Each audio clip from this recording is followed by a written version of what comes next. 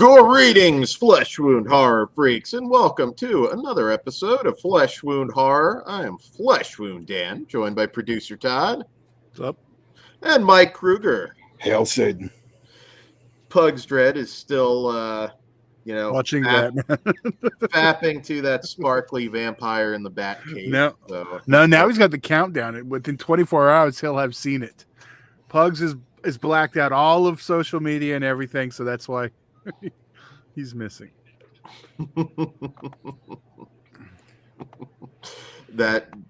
Okay, so he's not at it. Okay, yeah, I get mixed up. Tomorrow's his first showing. Tomorrow's the first one. Okay, I know he booked like multiple shows, and yeah. I don't. He's skipping the Wednesday one. Well, as of now, I know he's dead to the world right now. So he's big Batman fan. You know what? I didn't do the asshole thing of like putting a fake spoiler or something just to mess with. Don't be that guy. That is just. If it's fake, it doesn't matter because it just gets you mad. It gets people mad at you anyway. And then Pugs is going to stab you with his Batman knife, which he does have a Batman knife. Oh, he does. I don't think I've seen the Batman knife yet. You will if you try to do any of that bullshit. Yeah, right. I still remember. Granted, I didn't care, but when that last Avengers movie came out, there was this thing going around where it was like a big picture with like X's through it, and it was just like dead. Yeah. Oh, people were losing their minds. Well, see, that's the thing, though, Dan. You may be doing a fake spoiler, but if you get it right, people are going to want to fuck you up. Yeah, that's true. So we can put that on Patreon. I can fight Batman nerds after I fight Clint Eastwood because we've already got that in the booked. We're going to make it happen.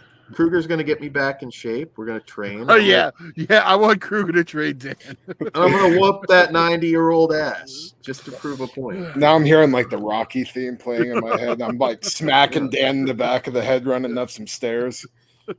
If it's I almost said something really bad, but I don't know. Clint Eastwood is no Dolph Lundgren. I think I'm going to take him out in about 10 seconds. Or I'll dance with them a little bit, make it respectable. But yeah. Anyways, MMA fights coming soon to patreon.com/fleshwoundfeatures. All right. So we're here tonight to talk about Studio 666, a movie that was shot during the pandemic.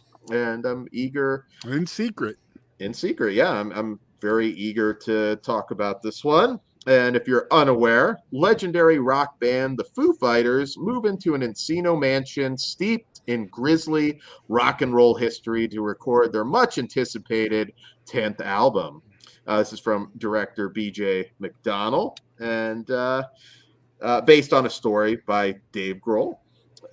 So, Kruger, I'll tag you in first.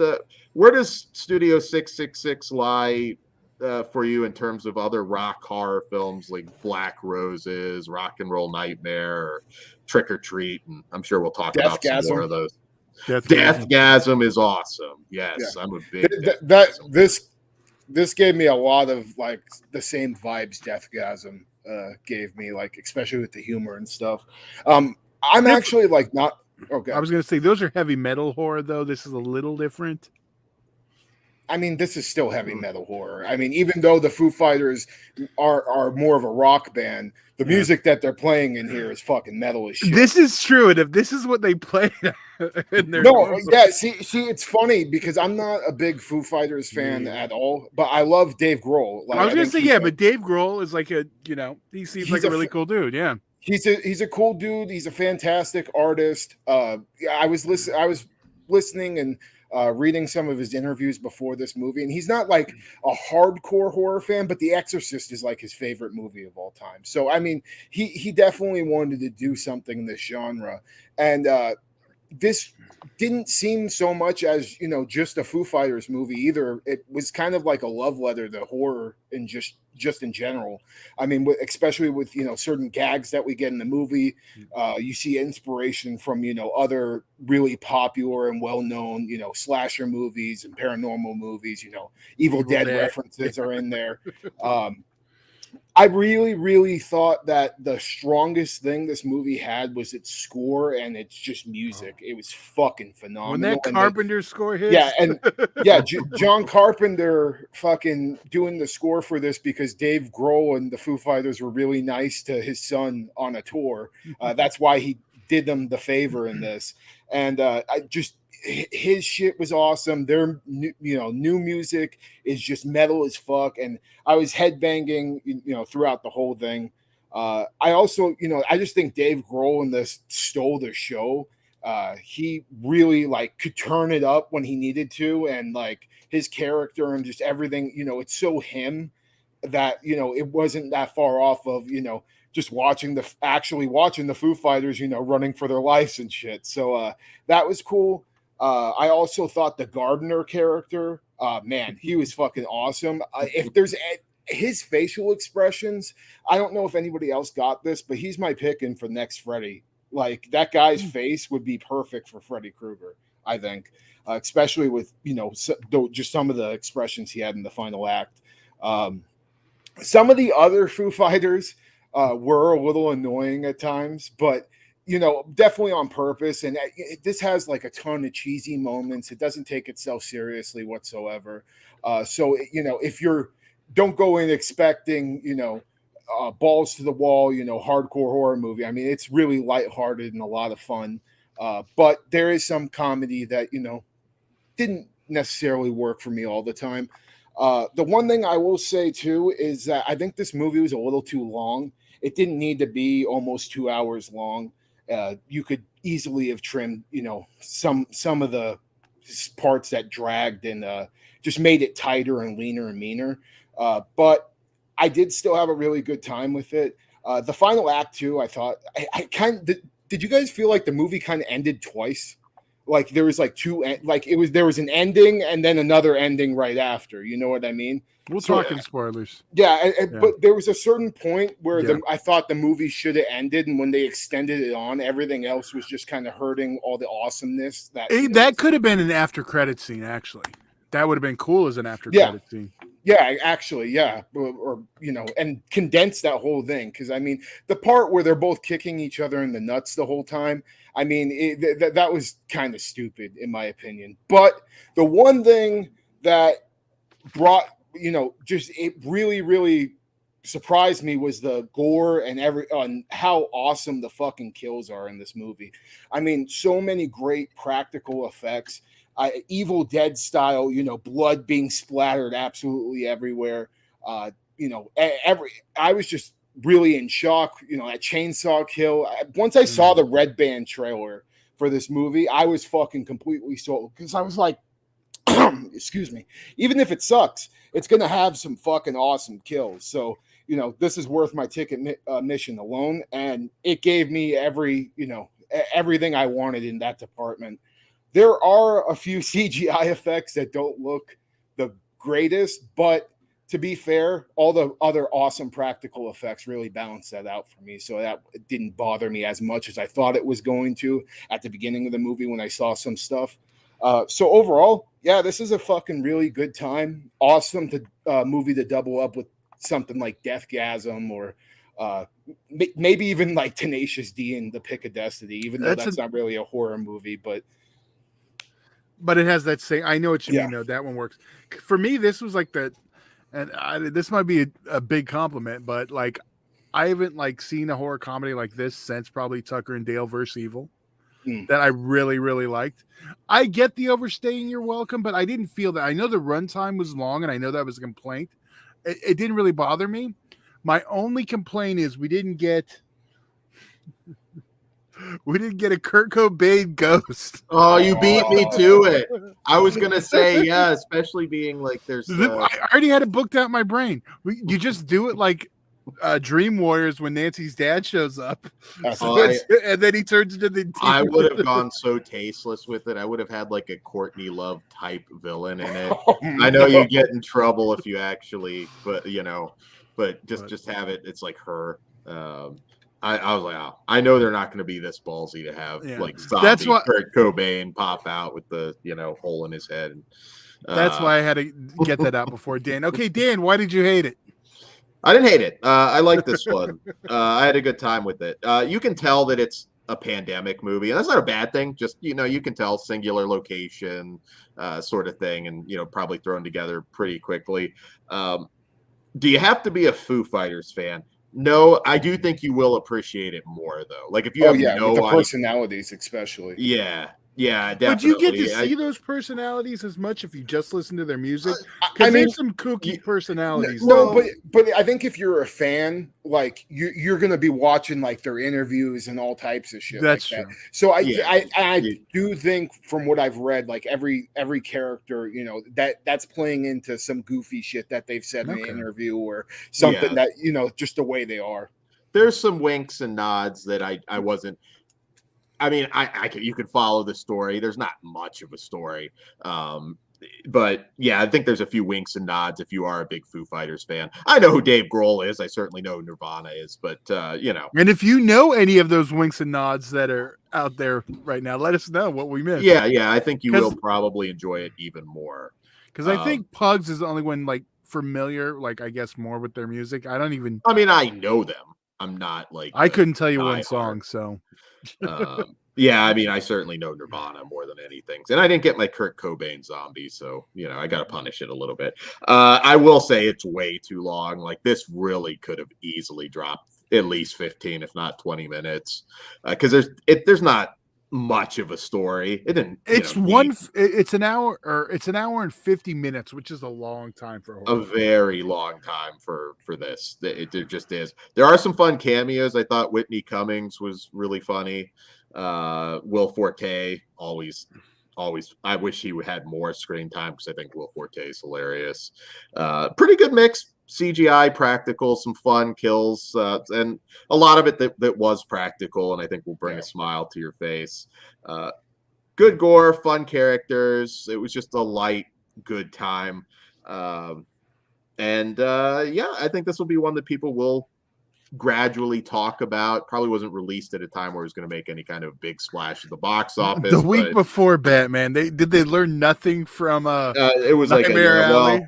We got to put something out, so I guess we'll go ahead and do this. But it's getting a limited release too. I think it's only going to be out for like a week or something. Yeah, it'll be dead in the water. Well, now with Batman out, but it's I mean, hey, I also got to throw out Slaughterhouse Rock is one I like. Hard Rock Zombies is a lot of fun. Shock 'em Dead isn't that great, but I can still throw it in there with You're forgetting one too. Which one? I mentioned Black Roses, Rock and Roll Nightmare, Kiss, meets the Phantom of the Park. Is that where you were going? No, Rocktober Blood. Oh, Rocktober Blood. Yes. There's a few another one that's not very great. No, not very great, but worth watching. I used to I don't know if I still have it. I might still have it, but I had the Black Roses poster up at one point, and truth be told, most of them are not good. I mean, Trick or Treat from '86 is fantastic. Oh, that is. All right, we should point this out as Brian Trash did. Carpenter only did the theme song. Mm-hmm. He did? Yeah, the score was by Roy Majorca. Yeah. Oh. And Carpenter also does have a cameo in the film, which is cool. Oh, Ben Grimm also threw out Rockula. That's another one. Another one that's not very good. Rockula is fun. I have the Blu-ray. I rewatched it. It's like I know our friend Chris is a big fan of it, and didn't hold up for me this last viewing. Yeah, I'd actually be curious to get his take on this one, but it was a good time. Just like if they really had just tightened it up a little bit, I'd probably be even more kind to it. But I had a good time, and it's not boring. It's just there's a certain point where it's like, okay, unless you're going to throw something really surprising in here, aka Kurt Cobain zombie, you better start to wrap it up, and they do linger a little too long. There were moments that I thought were really funny, like when Grohl's floating around in the background and shit like that did make me laugh. So yeah, they put a smile on my face. I had a good time with it. I wasn't too sure. I do think though that this would be elevated with the trimming, and also if I were a little more invested in the Foo Fighters. But who would you guys want? Like if you could pick anybody to have like them headline a horror movie as themselves though, like this. I mean, Gore, but they've already done that. Yeah. But I would love to see, another. Probably Cannibal Corpse. I think Cannibal Corpse, that with their music videos and everything, definitely deserve to be in the horror movie. And they had, I think, Corpse Grinder's an awesome personality for a horror movie too. I have no real answer because my genre of music doesn't really lend itself to this. I mean, Brother Lynch Hung already made a horror film, so that's about as close as I can get. Like, definitely not happening now. But Marilyn Manson, who actually at one point, like one of his albums was going to be turned into a horror movie. Rammstein too. Rammstein would be really cool. Yeah, Rammstein. Rammstein has to be like the Killers, though. Like they're just doing like BDSM torture to motherfuckers, like crazy, killing people. That would be great. Yeah, that'd be good. I'd still take Manson for sure. He'd have to probably finance it himself at this point. But yeah, give us an underground gore movie. We do have Cradle of Fear if we're just talking, Who was that? What was Cradle of Filth? Danny Filth. That's what it was. Okay. Yeah. Probably the better Danny Filth movie to watch, other than that piece of shit Baphomet. Baphomet was so bad. Wait, we got one from Indie Phantom. Rob Zombie playing himself in this joint. That'd be fun. That's the answer. And his wife playing herself. They come in a pair. If it's just about like Rob Zombie fans trying to kill Sherry Moon the whole movie, that would be hilarious. He needs to lean into that because he knows the heat she's getting. I want her to just be Baby, like she's playing herself, but she's the exact fucking same. She's still Baby. Yeah. That's how I want that. But that's kind of like I don't want to spoil the other film, but there's another film that kind of like they're playing themselves, but they're still like there's some murder involved. So family sitcom with those two would actually be fun. But yeah, I don't know. I'm gonna stick with I can't think of somebody I'd want more off the top of my head, but yeah, off the tip of your hat. Well, I'm just gonna say I know this answer. Anything else before we go to spoilers? I don't think so. I think we probably covered it all. Check it out. You don't have long to check this one out theatrically, so you might want to. If you want that break from Batman, because there's no way I'm sitting in that crowded ass theater for 3 hours, I'll wait. So yeah. I think I'm gonna go see this before Batman on Wednesday. I think I'll go see something tomorrow, but yeah, maybe get to your seat really. Yeah, because I just don't want to deal with parking. Because I was gonna go see 3, but now I think I'm gonna go see 1 tomorrow and the other 2 Wednesday. Have you done the so unethical? I was gonna say like act like you're sick sort of deal to like sort of part the. I used to do that at Disneyland all the time to get through crowds. I was a teenager. I was an asshole. I mean, I didn't do it last time I was there, but maybe I will next time. Just tell the kid, okay, you're sick, aren't you? Just kidding. I don't know if I'll ever end up back at Disney again, but if I do, I think I'm ready to just fake some sort of injury to get in front of the lines. But just pay you $20. All right, let's hit spoilers. Spoilers, guys. That's your warning. All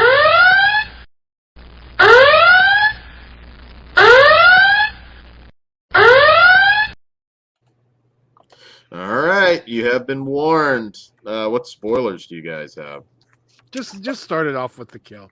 That one kill. The chainsaw kill was fantastic. When homeboy's fucking the neighbor chick, who, by the way, we should have saw her tits because I really wanted to see. And they're new. I'm surprised she didn't want to show them off. Yeah, they were fucking massive. Yeah.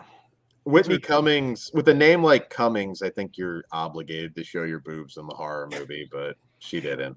Yeah, I was a little disappointed in that. But so why her and homeboy are having sex, the chainsaw goes through her fucking back of her head, out her face, and then cuts her in half and proceeds to cut the dude who's on top, missionary position, in half. and then they just fucking splatter everywhere. It was fucking awesome. Definitely one of the coolest kills I've seen all year. There was like 6 people in the theater, and there was a guy on the other side of the theater who's like, fuck, that was awesome. And I just said the way in the back, I'm like, fuck yeah, it was.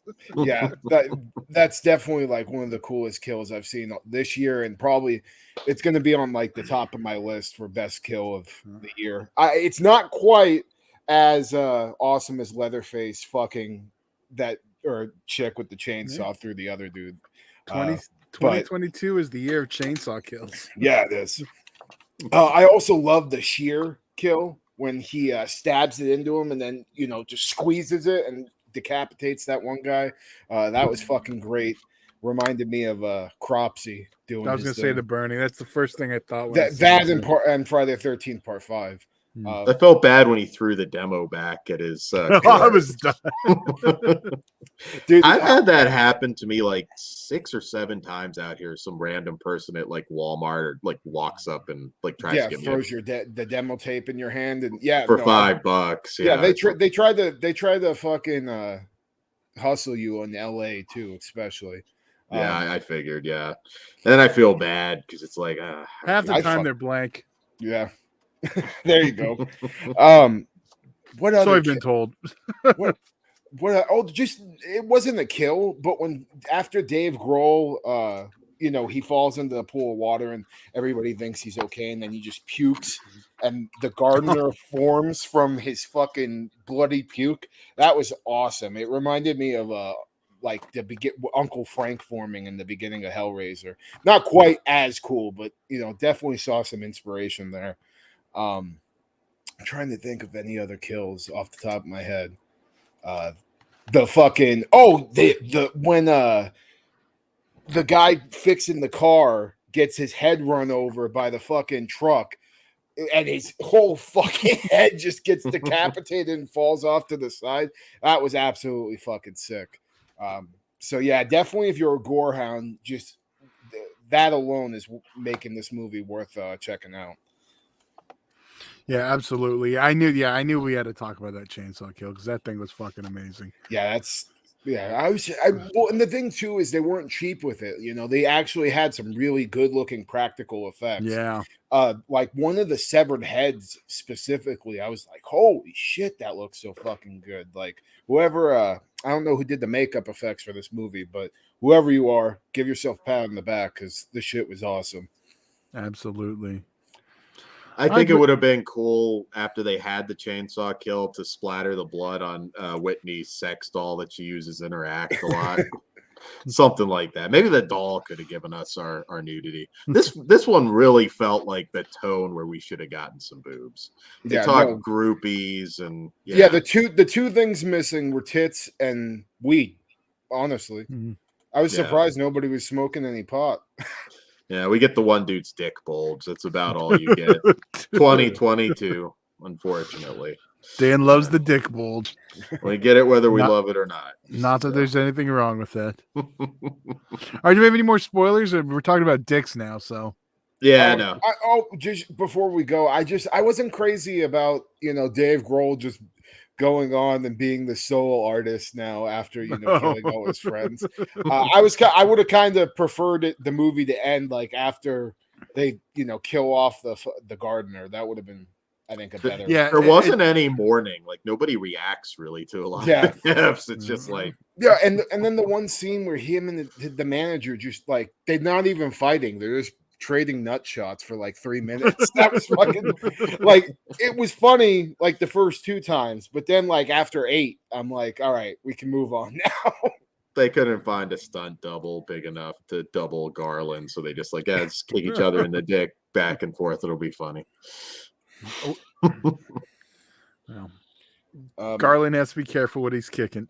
Yeah, right. All right, can't get canceled again. There we go. And spoilers now? Oh, yeah. Did we not even rate this? Holy shit, we didn't. We didn't, but you can't really spoil this movie, so We'll pull the spoilers off.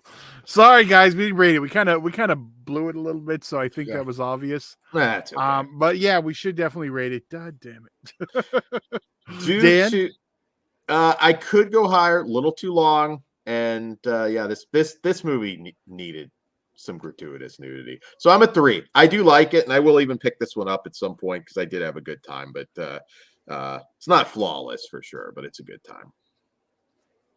What about you, Todd? I've been going back and forth on it because I really liked it, and I did compare it to Tucker and Dale earlier. Also, another movie. Is there not no nudity in that? Tucker and Dale, I do believe was nudity free. There might have been some side boob. Yeah, but either way, yeah. Fuck. But different tone, not exactly. No, it is. But I mean, horror comedy wise, that's the last one I really liked to this level, which is why I've been having problems going back.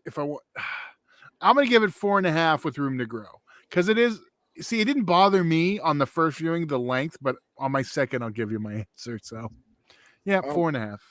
I was tossed up between a 3.5 and a 4, but I think for the gore and the kills, it deserves that 4 out of 5 rating for me. And another one that we didn't mention, Uncle Peckerhead.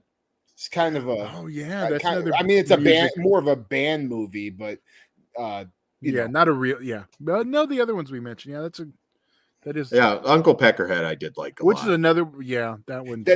That's one I was thinking about too when I was watching this movie. I was like, yeah, this is about on the level of that one, so it's getting the same rating, 4 out of 5. There we go. All right, on that, why don't we get out of here? All right, I think that's all we have. So rock on and good night. Stay sick, motherfuckers. Get in the van, Franklin.